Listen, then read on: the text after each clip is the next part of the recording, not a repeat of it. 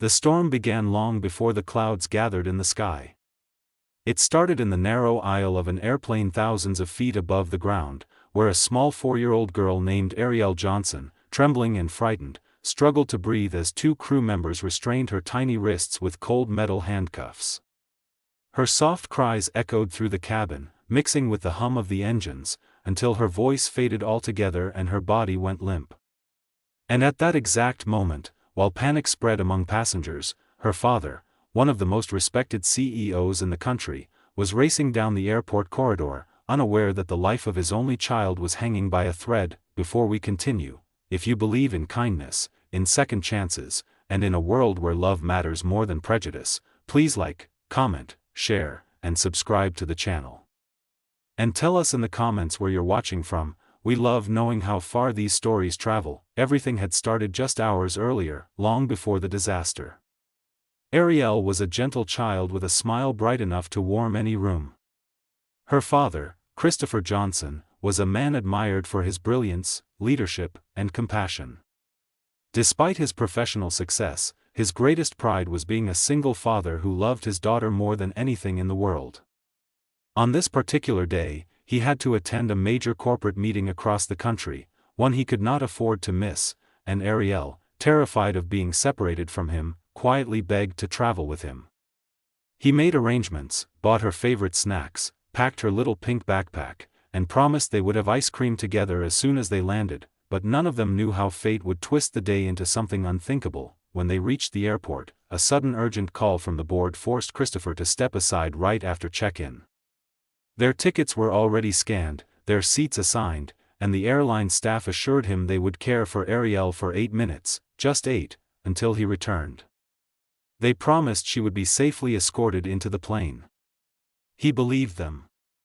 He trusted them. And he hurried away, but 8 minutes was all it took for misunderstanding, fear, and bias to create a storm no child should ever endure. Ariel had a sensory disorder, something her father always handled gently, and when surrounded by too many sounds or unfamiliar people, she panicked. As the crew escorted her onto the flight, a passenger's sudden shout startled her. She dropped her toy, a little stuffed bear named Coco, and when they tried to pull her forward, she froze. Her breaths became short, and her hands shook uncontrollably. The crew mistook her fear for defiance, her confusion for disobedience. One stern voice after another escalated the tension. Soon the situation spiraled, and within moments, 2 flight attendants wrestled her into a seat, restraining her wrists with metal cuffs meant for unruly adults. Passengers watched in disbelief. Some protested, some filmed, some whispered about how a child, especially a child so small, could deserve such treatment. But the crew insisted they were following procedure. No one noticed how her lips began to turn pale, how her breath became shallow, or how her eyes fluttered once, twice, before closing entirely. At that moment, in another terminal, Christopher ended his call, already hurrying back, unaware that a nightmare was unfolding on the aircraft. He walked toward the boarding gate, expecting to find his daughter waiting for him with her bear, ready to show him how brave she had been. But instead, he found chaos, airline staff running, passengers shouting, paramedics being rushed inside. His world spun as he pushed through the crowd, ignoring confused faces and frantic questions. All he could hear was a single phrase being repeated: "The child fainted, the child fainted." The sight that met him when he reached the aircraft doorway nearly shattered him. There was his baby girl, his entire world, unconscious in a stranger's arms, the steel handcuffs still biting into her tiny wrists. For a long moment he could not breathe, could not speak, could not comprehend how the people he trusted had failed her so brutally. The crew's explanations collapsed under their own weight as soon as he saw her injuries. His heartbreak slowly twisted into something quieter, not rage, not violence, but a crushing grief that made even the paramedics pause. The medical team worked on her quickly, trying to stabilize her breathing as Christopher knelt beside her, begging the universe for just one more chance to hold her warm, smiling, and safe. Hours later, at the children's hospital, she finally opened her eyes. Weak, confused, still trembling, but alive. When she recognized her father's face, Tears spilled from her lashes as if she knew how close she had come to disappearing from his world forever. The incident made headlines within hours, sparking national outrage. What happened to Ariel became a symbol of something deeper, a frightening reminder of how easily a child's innocence could be crushed by prejudice, fear, and negligence.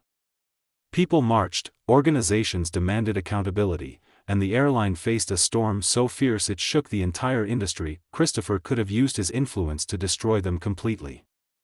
But when the airline's executives met him, expecting fury, destruction, lawsuits, and public takedown, they found something else entirely. He was firm but calm, deeply wounded but anchored by a single mission: to ensure no child, no matter their race, disability, or background, would ever face what his daughter endured. He demanded new training programs, new safety protocols, new disciplinary standards, and mandatory education in recognizing sensory disorders and addressing bias, reforms that would save countless lives in the years to come. And slowly, change began. Real change. Ariel, despite her young age, became a quiet hero, the little girl whose pain sparked transformation far beyond what she could understand. Her story reached millions, reminding people around the world that sometimes the smallest voices carry the greatest strength. And Christopher, standing beside her months later at a national conference, looked down at her with eyes full of pride, gratitude, and love strong enough to humble the strongest heart. If this story touched your heart in any way, please like, comment, share, and subscribe.